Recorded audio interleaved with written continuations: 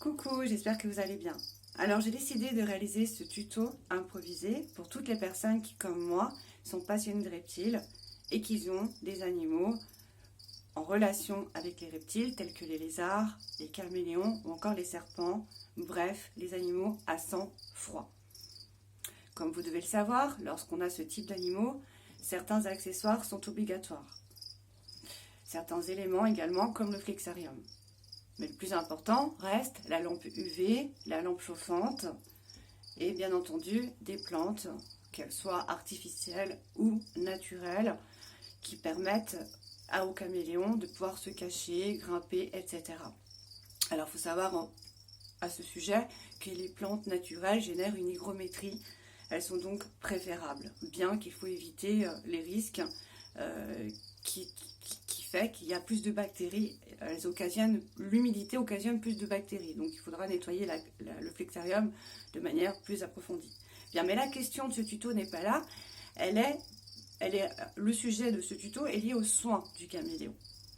Alors, en général, le caméléon peut avoir divers problèmes, que ce soit des blessures occasionnées par des batailles avec ses congénères, voire s'il grimpe, il peut se couper à certains endroits du flexarium, surtout si vous n'avez pas un bon flexarium. Mais les blessures, on va dire quotidiennes, qui sont les plus fréquentes, restent les brûlures. Les brûlures sont occasionnées généralement à cause des lampes chauffantes qui ne sont pas très bien protégées. C'est-à-dire hors d'accès direct entre le caméléon et la lampe. D'une façon générale, on conseille de placer ces lampes au-dessus du flexarium, comme je le fais derrière. Mais au départ, quand on vient d'acquérir ce type d'animaux, peut-être qu'on n'a pas tout ce qu'il faut encore, ou qu'on peut voyager et qu'on oublie les protections, vous savez, les grillages qui peuvent permettre justement au caméléon de se protéger de ce type de problème. Le caméléon instinctivement va rechercher les UV afin de le combler au niveau des rayons UV, tout simplement, qui sont nécessaires à sa bonne santé, mais également il va rechercher la chaleur afin de lézarder, comme on dit, comme un lézard, car c'est un animal qui a besoin de chaleur, c'est un animal à sang froid. Alors, j'ai décidé de faire ce tuto puisque justement, comme je l'ai dit précédemment, il se trouve que moi-même j'ai voyagé et j'ai oublié le petit grillage de protection. Généralement, je surveille continuellement mon caméléon, mais là, pour le coup, un instant où j'étais occupée, on ne peut pas être H24 tout le temps devant, eh bien, il est tombé, bien qu'elle était bien encastrée dans le mur, mais il est tombé sur elle. Donc, comme vous le savez, comme vous devez le savoir, les caméléons ne sentent pas les brûlures, et pour le coup, cela a occasionné une blessure assez importante. Donc, j'ai dû m'en occuper forcément. Alors, au passage, sachez que j'ai étudié la phytothérapie, l'aromathérapie et les soins naturels, donc je m'y connais dans le domaine. Si ça devait vous arriver, je tiens donc vous offrir certains conseils afin de pouvoir le soigner. Mais attention, je précise que ces traitements ne se substituent en rien à des soins vétérinaires. De ce fait, je vous recommande au plus vite, si cela devait arriver à votre animal, que ce soit un reptile, caméléon ou autre lézard, d'envisager un rendez-vous le plus rapidement possible. Il faut savoir que dans chaque grande ville, il existe des vétérinaires spécialisés en reptiles qui proposent par ailleurs des rendez-vous d'urgence, certes un peu plus onéreux, aux alentours des 80 €, mais si ça peut sauver la vie de votre reptile, je pense que ça vaut le coup. Dans l'attente d'avoir ce rendez-vous, qui peut malheureusement attendre quelques heures, voire un jour, mais en général ils vont vite, croyez-moi, j'ai moi-même pris rendez-vous une fois sur Nantes et une fois sur Dijon, et j'ai attendu que quelques heures. Bien entendu, il faudra que vous ayez un emploi du temps flexible. Bien, en attendant, si cela devait vous arriver, je vous recommande de vous munir des éléments suivants. La première chose, il faudra désinfecter la plaie. Pour cela, prenez de la bétadine. Vous en trouverez dans toutes les pharmacies. La bétadine jaune, pas l'autre.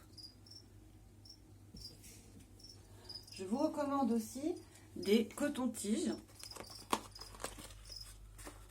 afin justement d'appliquer la fameuse bétadine. Au préalable, il faudra rincer la plaie avec de l'eau d'évian ou de l'eau déminéralisée. Ensuite, vous appliquerez la bétadine. Vous prendrez un autre coton-tige et vous tamponnerez tout doucement la plaie afin justement d'absorber l'humidité occasionnée par la dite bétadine. Vous attendrez quelques instants et vous réaliserez le soin suivant qui est composé à base de mélisse. Donc ça c'est une plante, hein. Comme je l'ai précisé tout à l'heure, j'ai étudié la phytothérapie et je suis esthéticienne de métier. Donc la mélisse, qui est une plante extrêmement cicatrisante et purifiante. Donc ce que vous allez faire, vous allez la faire macérer dans de l'eau froide quelques heures. Et lorsque c'est fait, vous récolterez ce type de substance, c'est-à-dire le liquide de la plante avec tous les principes actifs. Donc la macération est mieux que le fait de le faire en tisane, puisqu'en fait l'eau froide fait que ça n'enlève pas, du moins ça enlève moins les principes actifs de la plante. Voilà, donc en fait vous obtiendrez ce type de liquide, et là vous prendrez de nouveau un coton-tige, vous laisserez absorber ce dernier dans le liquide, et vous appliquerez sur la blessure du caméléon en tamponnant, je dis bien tout doucement, l'endroit où aura été occasionnée la blessure. Donc ça c'est valable pour les brûlures et pour les coupures. Ensuite, vous vous munirez d'aloe vera, on trouve ça dans les magasins bio, de plantes naturelles ou sur internet. Veillez à ce que ce soit de l'aloe vera non cosmétique, non pour les cosmétiques, parce que parfois celle qui est utilisée pour les cosmétiques comporte des éléments chimiques, donc 100% naturel, et qu'on peut avaler par ailleurs, comme cette dernière. Et là pareil, vous prenez de nouveau un nouveau coton-tige, alors toujours un nouveau à chaque fois. Au passage, veillez à avoir les mains toujours bien propres et bien désinfectées. Vous laissez tremper dedans jusqu'à ce que le coton-tige soit bien, qu'il comporte bien la substance, quoi.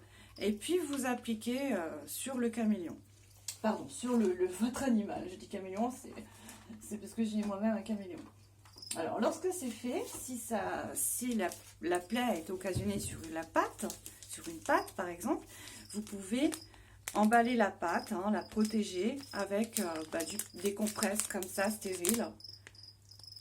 Voilà, et puis vous coupez l'embout et vous faites un petit nœud, mais délicatement, faites attention à ne pas serrer trop fort afin que la circulation puisse passer. Vous ferez ce soin toutes les 3 heures. Si jamais vous emballez la pâte, vous la protégez dans une compresse, dans ce cas, faites-le la journée, parce que c'est le moment où il a le plus de chances de bouger et de se couper. Mais faites de telle sorte à ce que la nuit, elle soit à l'air libre, pour qu'elle puisse aussi sécher, hein, pour que la peau puisse sécher, parce que si elle est trop humide, ça va toujours s'ouvrir et ça ne va jamais se refermer.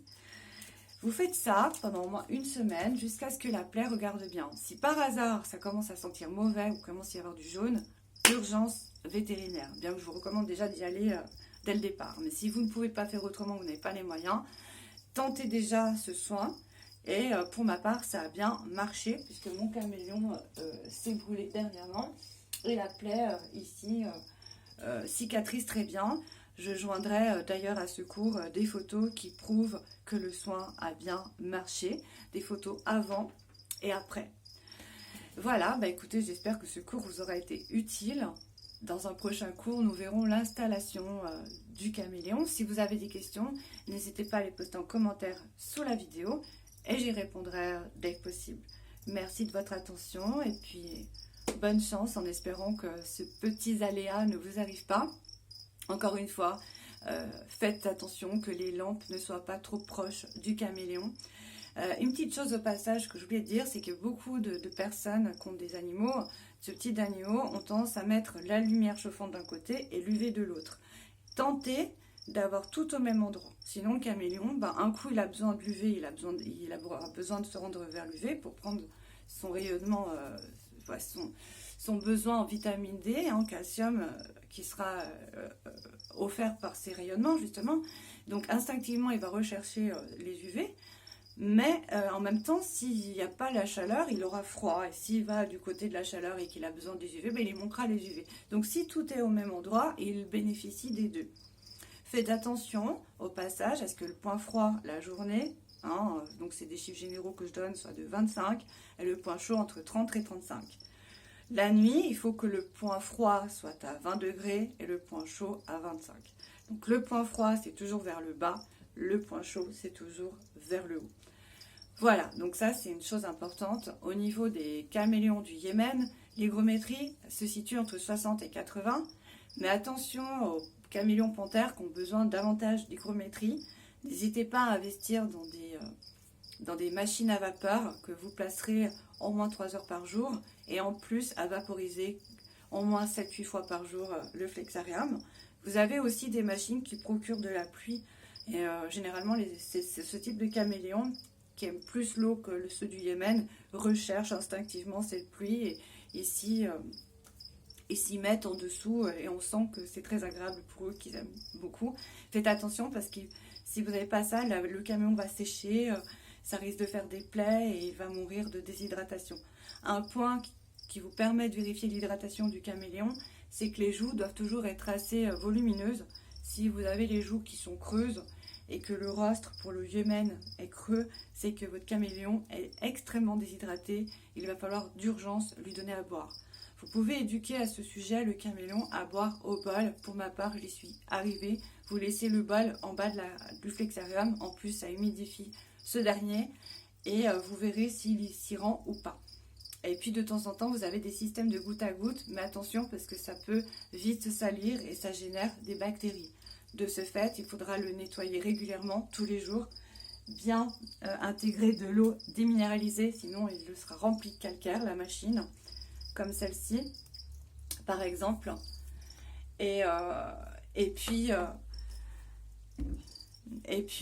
vous pouvez aussi vaporiser vos plantes, et du coup, ça fera des gouttes naturelles, et c'est ce que les caméléons apprécient particulièrement. Bien voilà, c'est tout pour ce cours. J'espère que ça vous aura fait plaisir. Et puis, encore une fois, si vous avez des questions, n'hésitez pas à les poster en commentaire. J'y pense encore sur une petite chose. Si vous voulez hydrater votre caméléon, donnez-lui un bain une fois par mois avec à base de camomille. C'est très très bon pour lui. Des fleurs, hein, pas l'huile essentielle, c'est trop puissant, c'est trop concentré. Donc plutôt des fleurs. Et un bain tiède. Donc tiède, c'est-à-dire que... vous devez vraiment le ressentir, non pas qu'avec vos mains, mais aussi avec d'autres parties du corps qui est moins habituée à l'eau chaude ou froide, puisque les mains on sent moins forcément, puisqu'elles sont exposées régulièrement au froid et au chaud. Bien ben voilà, c'est tout, cette fois on arrête. Donc si vous avez des questions, encore une fois, postez-les et j'y répondrai dès que possible. Merci de votre attention et à bientôt pour un prochain cours.